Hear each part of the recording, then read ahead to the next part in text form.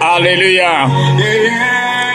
Ifa fa ava igbajiye. Hey, ovio mi le toji la. Amen, amen. Mauga jifo vitola. Elaben kiko kwa cho jifo cho afiba dore mi agbo. Novio le Cristo me. Mega do bonami le gbapan kekeme. Kekenye ganye siana nyeklo. Yeme mi gadoro eye ho agatonami. Amato me le gbadonami le Cristo me. Amen, hallelujah. Mais ma ou paye la non mi achilo. Alléluia. Fle ko kene le ka boya me. Amen, hallelujah. Babe amen. Amen, amen. La bana ye panya femme le wak bobo. Hallelujah. Ye panya femme ye panya anu femme le mi avak beme. Me sokata trosi ya mato. Amasho jicho jipo.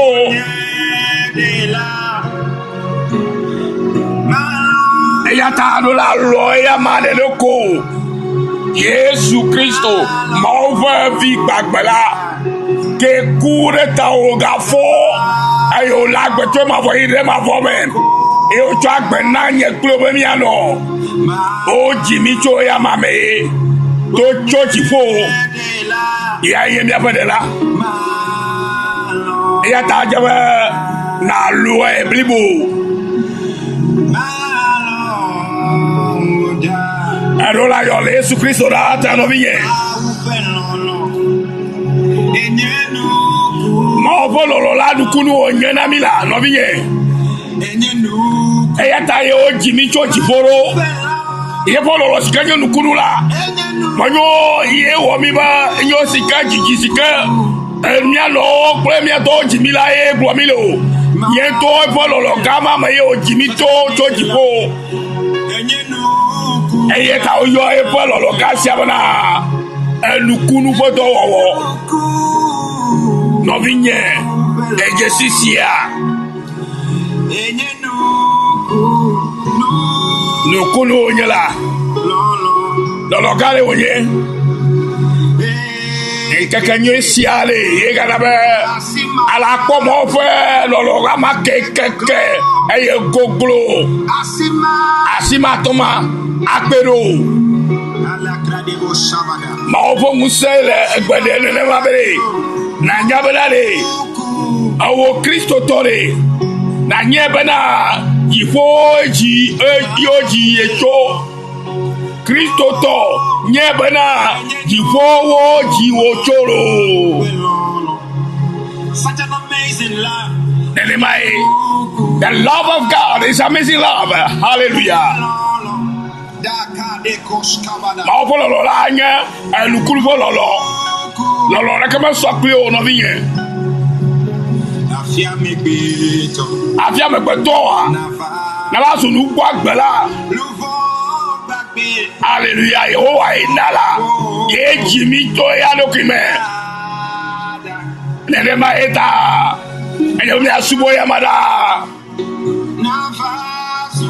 afi la bala afi mi trozi amegbe ame egbe le Kristo mala ma wo foto na onye na ye plo ye wo to ga ya le nya plo o ba gbe me e ya ta o je ba mi asubo e yo kata ila no mi yen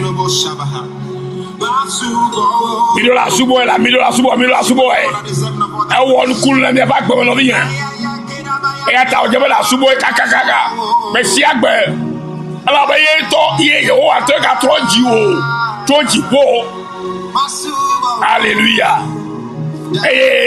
amesoji troji bo la va be ya no agba be jipo fe jiji me vie ne hallelujah ala ba da mesika va mi agbo troji bo la ye Yesu ye ba troji mi na ero kwele maume eya ta mi amemao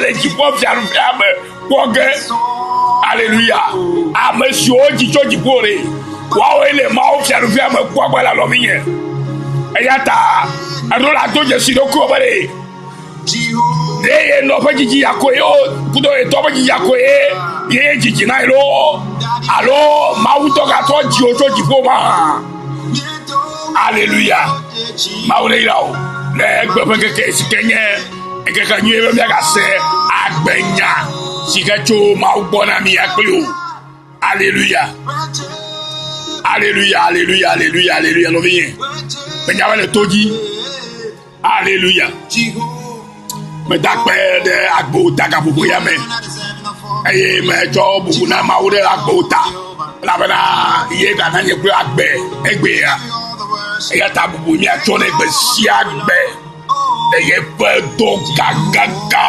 si o le wo na nye ku o gbe o jo gbe alléluia mi dakpene pe to jibli bo me akpe je be mi adala Yehowa to jibli bo me no bien mi le Bible me le kabu ya me lo le ndia le gbe fe ke ko ya me kuragbe alléluia gbe se fo ma unya ba ka me ya me dakpe la bela e ga le toji akpe na o akpe no be ma o ira o go le Yesu fon come alléluia donc yo le toji lo miawo le toyi miawo le do wonka le sikami le gbedo la le togo apo nyota togo ala nyona mi godo le Yehowa apo ngbedodo la nu ala nyona mi no e me fako mi apojijo asubo mawo abele siko jene donc bien vo afie ya de family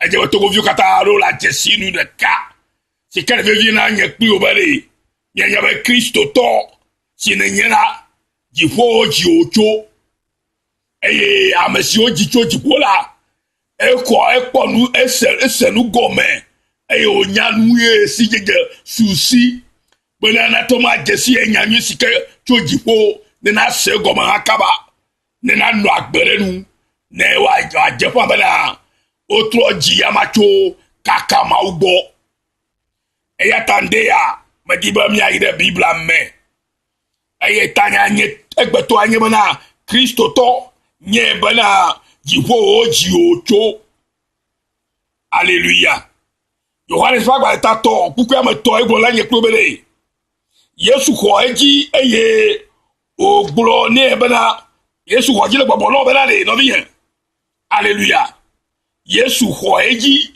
ele gbogbo no le gabubo ya bana le alléluia be va mele egbrom na wo bena na o maji amen toji fo la matun akpo ma u fi alufil la o na o maji amen toji fo la matun akpo ma u fi alufil la akpo o bela akpo ma u fi alufil ale ne na kpo e gbangbe ai ka vele ba kere mere ayigba ji na kpo ele le sikere trosi Kristo to vo ela bena atrosi Kristo to la ye gome ye bena ona ji o chochi fo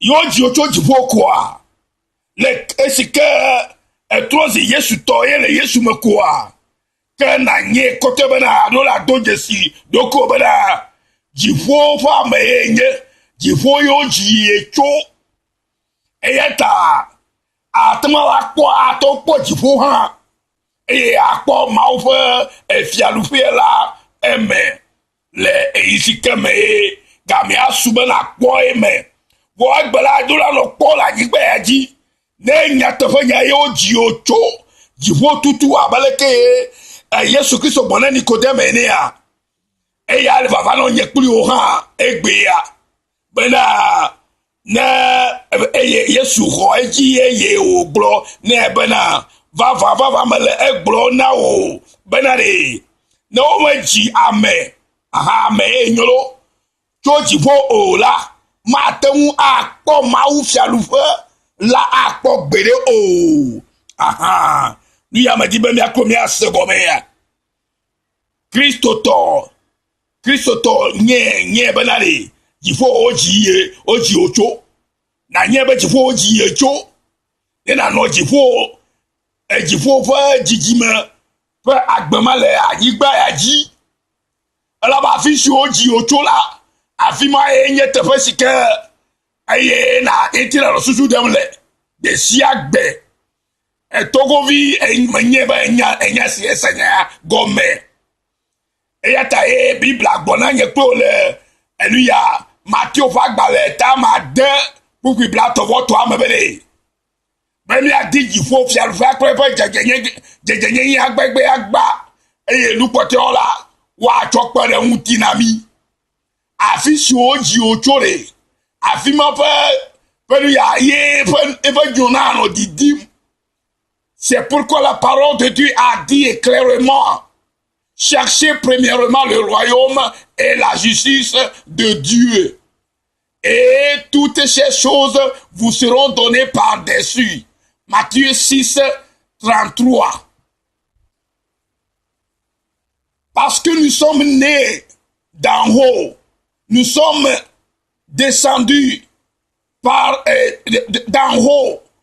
C'est Dieu même qui nous a donné la vie que nous avons reçue en Jésus-Christ, qui est descendu du Père et venu jusqu'à nous sur la terre pour nous donner une nouvelle naissance, afin que toi et moi, nous puissions nous considérer réellement que nous sommes nés du royaume de Dieu. C'est pour cela que la parole est claire là-dessus. À Matthieu chapitre 6, 33 disait que cherchez premièrement le royaume et la justice de Dieu. Tu dois chercher le royaume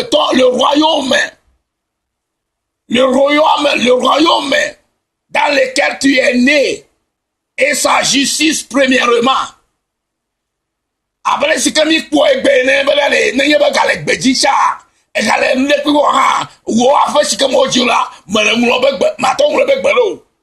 À la digne là, fait un coco. Et il y a tout vieux que l'on l'expédition, à n'aimer, pour l'on dit, à boire à faire, allô, mais le macoé là. T'as fait au Jimino, n'a pas encore dit la fima, n'a mis à Jivio l'expédition, n'a eu le banane, à faire aller. Enye mi apa jibe eya ta emi adinyo na na afia ela ba fi ma e o jimi cho eya ta bible le gbonyo la bele na o ba ji amacho jifo mi apa jifo enye jifo Kristo to le sia la nye benade ye pa jifo fisco jicho originalia alo cho enia le enia bagbe agba yenye jifo. Alléluia. Alors, mi menye nenema mi do la se comme. Jipo jimicho. Et ya ta ogbo bele. Na o ma ji amare cho jipo la. Ma tan wa apo ma wu, fia lu fe la apo o. Ajabo mi ajesi koto balade. O jimicho jipo. A lebana mi atama apo ma fia lu fe ya. Alléluia. Et ta Matthieu fa gba le nami a de pour bla tokotoa bela a dit fiko jifua mo bo jifua lo be fialu fuya jifua fisho jimi le fisho jimi cho to Kristo me la Kristo anto di cho jiwo e o fa mi agbo e mi ami ko ese be jiwo o cho e o ko mi cho ji na e lo kwile maume e temi to jifo fa jiji me vioro e mi anu agbala yigba ja ba jifo fa jiji me vio ene ale ba mi to je maunu no bi ba gbara mi ma. Alléluia. E ya ta ne ba mi kle Yakobo fa gbala etagba bugu yin ha gbara mi le e ya un to fo lo nu ta o cho nya te fo nya la jimi bana mi anya epa nu owo pa nkogbeto le mauto vololo sikel so bore ni aji ayo toto Kristo Yesu jila lolo mame taye o to jimi to nyatefe laji nyatefe nya laji yo jimi to yefe nya enya sikeba to zintila enya sikele kle mauto gomejejia Si que le jivo kulia. Yeva diva mi agbo alo benye na ba to zintila. Eye mi fwe. Ye go mena nya si que di to jipo la. Ye na bo jimi to jipo na me mi tro jimi no Yesu me. Ame sokata ye Kristo tora. Oro la do je si oro kro. Bli bo bana jivo yo jio ocho. Eye wa to na gba ba jivo. Jilo ne bana jivo ba jimi vi one. Ale bana wa ga temu ne ga ba ga sura. Wa ga ide o fe jipe. Alléluia. Eta Yesu Kristo tonya ya ne Nikodemo do. Ba yi Nikodemo, yidi ba ya nya na nya bele. Do ma ji o to jibo la. Ma le fian fe ma kwagbo gbere o lo. Alléluia. E ya tami ji mi aga libe. Le e ya nto fe lo luta. O to nya te fe la jimido, nya te fe ya la vérité. Alléluia. Il a dit dans le même livre de Jacques, chapitre 1, verset 18. Il nous a engendré. Engendré veut dire, nous sommes nés de lui. Il nous a engendré selon sa volonté.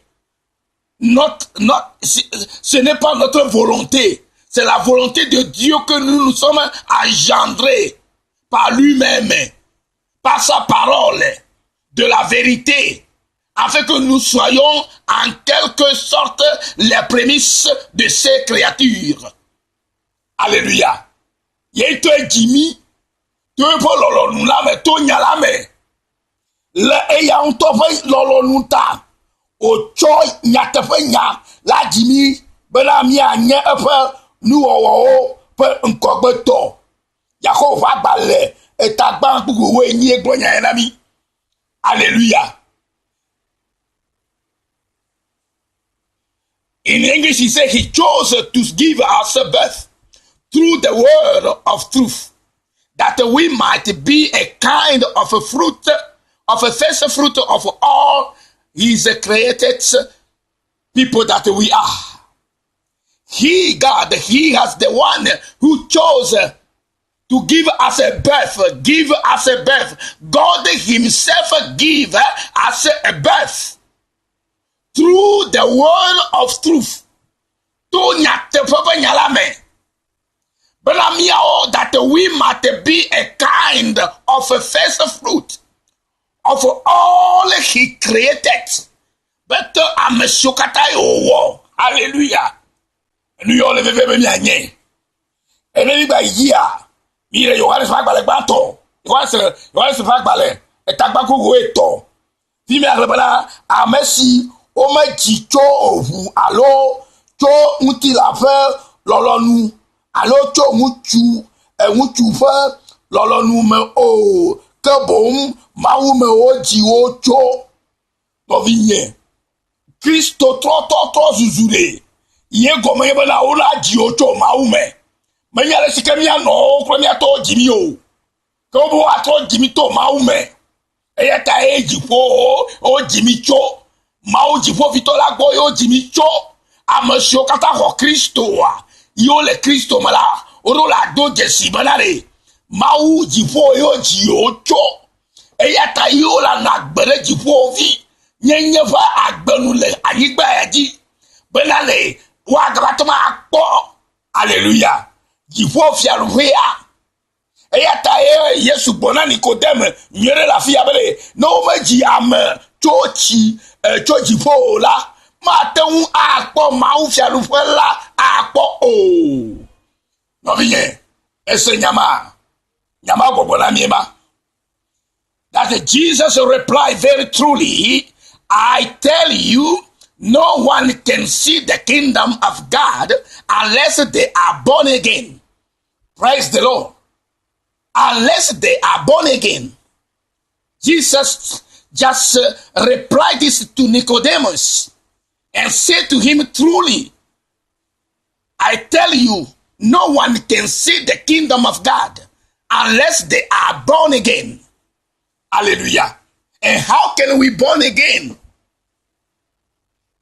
It's God himself who will give us a new birth. His God himself, he is going to choose us to give us a birth through the word of truth, that we might be a kind of a first fruit of all that he created as a we human being. Alléluia. Praise the Lord. C'est pour cela que la parole de Dieu l'a dit aussi dans Jean chapitre 1 verset 13. Non du sang, ni de la volonté de la chair, ni de la volonté de l'homme, mais de Dieu. Nous sommes engendrés par la volonté de Dieu. Non de la chair, non du sang, mais de la volonté de Dieu lui-même. Car Dieu même est d'en haut. C'est pour cela, dans sa volonté, il nous a engendrés. Il nous a donné une nouvelle vie. Et par cette renaissance que nous avons reçue en Jésus-Christ. C'est pour cela que, mon frère, je te le dis en ce moment, comme Jésus l'a dit. Alléluia. Je lui répondis en vérité, Jésus lui répondit en vérité, je te le dis, si un homme n'est né de nouveau, de nouveau, il ne peut avoir le royaume de Dieu. Il ne peut voir le royaume de Dieu. Parce que nous sommes nés du royaume de Dieu. Et si vraiment nous sommes nés du royaume de Dieu, nés de nouveau, ce n'est pas la naissance de papa et de maman, mais nés d'en haut, par la bonne nouvelle. Une régénération qui a été formulée par Jésus-Christ lui-même pour nous donner cette naissance afin que nous puissions voir le royaume de Dieu. Comme Jean 3, verset 3 l'a dit. Nous avons le Christ, mais d'accord, mais le tout dit, il y a un Singapour pour Yémen. Et il y a un peu de Togoa. C'est comme ça, elle a un peu de midi. Mais il y a un Didi, Didi, oh, que bon cho Didi, Magbleme. Quand on m'a fait un bagbesi noir, aïe tegbe la main. Petro va le banto, et ta banto, et tout la voto et boyama. Alléluia. Praise the Lord. Praise the Lord. Puisque vous avez été régénérés, non par une semence corruptible, mais par une semence incorruptible, par la parole vivante et permanente de Dieu. 1 Pierre chapitre 1, verset 23. Vous voyez? Nous étions régénérés. L'Éternel lui-même nous a régénérés par cette nouvelle naissance en Jésus-Christ. C'est pour cela que nous puissions vivre pour lui sur cette terre. Et que les gens puissent nous voir que réellement nous sommes nés d'en haut. Nous sommes nés du royaume de Dieu qui est venu sur terre. Et parce que nous avons cru qu'il est venu sur terre et que nous nous sommes confiés à lui et que nous avons donné notre vie à lui, ça signifie que nous sommes régénérés par lui, lui-même Jésus-Christ. Hallelujah. That's why the English all say that you have been given a new birth. You have been given a new birth. It was from a seed that cannot die. Hallelujah.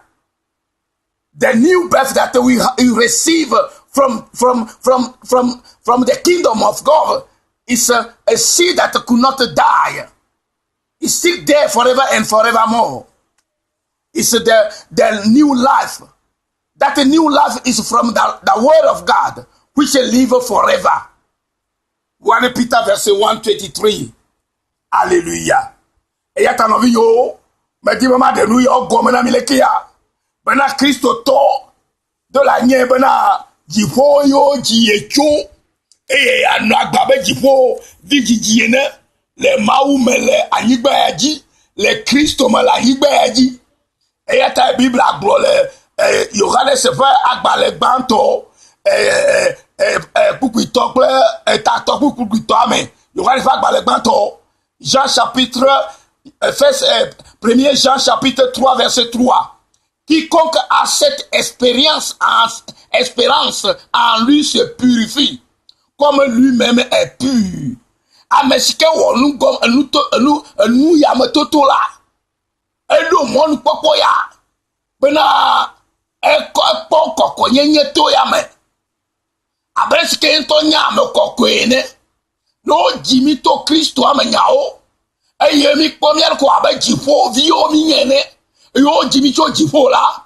mi awo nu me kuku pe lu gom sese ya anya be mi anti ko ho eye mi anti ko abeleke Kristo anto ko ene ala ba o jimi de Kristo ame o jimi de maume ala ba mau jifo o chova Yesu ya cho jifo va eye Bible agbena be mi nya ma fa mo luveve ya eye ta ye ya te Kristo di va mi agboro cho ye mi o ya cho nka mi a reta la mi aluvo la ya re yo tro mi ga gubo aji jifo o jimi cho no bi yen eye ta jebo wo Kristo to la nye ya gbe bena jifo fo jiji me vie ne nye eye ta obe ne nye jifo fo jiji me vi la wo ji cho jifo ta ala ga po jifo a hallelujah ala ga po fiaru je ma o fiaru pe ya eye ta o jebo la die po jojo nye gbagbe agba hallelujah na die po jojo nye gbagbe agba eye ma o gbo po tiare ma on to la to pe mkina o hallelujah eye ta ne mkekola ejebo na no vinye na dakpe na Yehowa ina no diji fo fiaru fe ye po jeje nye gbagbe ala ba fuma o ji o to duske mo ji amatola ye po nyo dina bona tu amene nyo ne cha no boko togo vi o mia o mele nya agbona bona ne nya ba togo e ji o cho tutua ye le togo ni gba ji ya me nya ba la di togo po nyuna e ne mi to re ti la mema alo di togo po nyuna la ba ga mo ji o le na togo vi le gba le togo agbe e yo le togo po gbe dim le de fa lulu vivi vota be azia me le tola mauma da sikpe olo ga me le gbala na o e ya ta no viye di togo fa nyona be togo amena nyo ne ha ya voleme e togo vi ke le gbeji o le dubu buomo di togo fa nyona be togo na nyo ne ya vole ya voleme e gba mo le yi mo le onu chom o le sebla tonti be agblo ala bo de le politique be nyame no viyo ma di mi ado gbora vevere togo du kwata bra togo na nyona mi la ba fi ma o jimiro mi a fo ho o di na fo ho kara fi ma e ya ta ma ko le ma fa paji le gbogbo fa paji ma ba fi si o di mi a bo ho karo alo vi de mi a mi jotore fi ka ma o jimiro o ga to jimiro re ye Yesu me ta mi a di Yesu a ye jifu a ba nyona bena mi a te wa akpo me cho eye ba ya foto Yesu Kristo ba trova nenye kuro mi akpo goma le jibo fiaru ame ala ba fi si o ji o chola fi ma unti aro ngbe dele zakre keli eye ma la nyu no boko no viole Kristo me ma nyaba mi segbe ya eye mi segome le gbogbo ko fa me kwekwe unti bena mi anye gbe bena mi a nu ya Kristo to katara jibo o jimicho tami anu agba be jibo po jiji me vi one la yigba ya ji le mi abo nu won kata me ne amesi o mo po nya o npo ji to jibo harola ona po mi re no apa samiro na bia ma uta se to mi agbo ne mi ato no bele ka fe na po ma u fe fiaru fe o lo la ji o to jibo e go be na ho Kristo sike di va mi agbo ji se ye na to do ko a to ne be na to ji ye eye go me magano agbe sike no la chao magano fufu fa gbe ho o magano enu ya le gete fa gbe no ho mo magano ajesa sa fa gbogbo fa agbe no ho mo magano ahanu mumu no fa gbe ho mo magano hasi wo matro fa agbe ho mo magano enu viviti mo no wo nka o ala wo di ojo jifo kekeli ma ubola ye o di ojo tala zole kekeli me e ya nu agbele kekeli me ala be ma o me la kekeli ele biviti o nde kebele mo ye me ko folo e ya ta no vinye wo ti ko di ojo jifo la wo do me na ko folo de ha o vinti ala be jifo viola wo pe ji me de kona ala be jifo o di ojo o di mau o le Yesu me ta jifo no la gama ti ke me fe fia kale jifo a ye pa vi o mi yen la digba ji ba vi o e ya ta o Yesu de gbena Nikodemo be no vi yen Nikodemo avu nyama be ne ma choma ogbo a nyama no ko ma avu e me nyule ka kepoto nu ke na o yin la wa ga to bu ga ji o ye wa ji o to jifo afina ton po jifo fia fia me ta no vi o mi na mo ji mi to jifo ne mi ton po jifo fia fia me mi na mo le ji to jifo to Kristo ma jiji la me ne mi akpo jifo fia fia ne ka bo soa nya yi de me hallelujah ne me nya tu o mo a ne to me na yi du amala ma to yi o hallelujah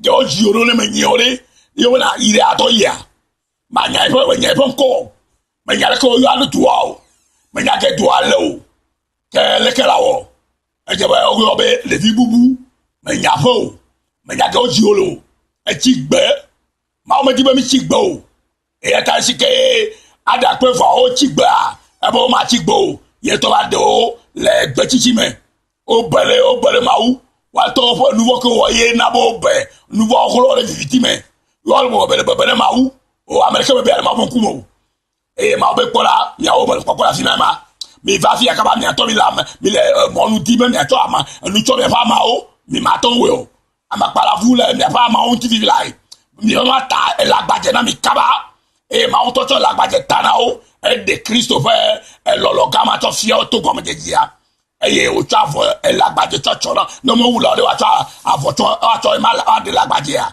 ma o de fi abaye Christo e ya ye cho no ta ra po abaye to we ne e ye ya gbagbo e ta me sia me sike ko Christo ji cela agbogbo asusi e ye o che bolu wo ke bena nye viva va na mau ne na jesi lo ke be ji o ji e cho ji po no vi ma ti no na be na nya bele o ji po o ji o cho ta na gba ngba ji abaji po va me ne mau na yi ogbogbogbo amesu kata o ji cho ji po la o ji asi oroko yo unu adu o su wona de du la be gbogbo kokko de kale o plom eye ma o fam ti kokko de kale o plom le nu sian ma yo to sianu gome na o no ne o la be wenye gbogbo ma vele o plom o ibo bo gbogbo de kama sikele ma o ma ke no gba o to e no Kristo me a ye yes enye gbogbo kokko ya ye la nya o ha me no egbe ya abeji ibo vi o ne yo la nyimba ji de Kristo me ma o ne ira o na le ma ko ya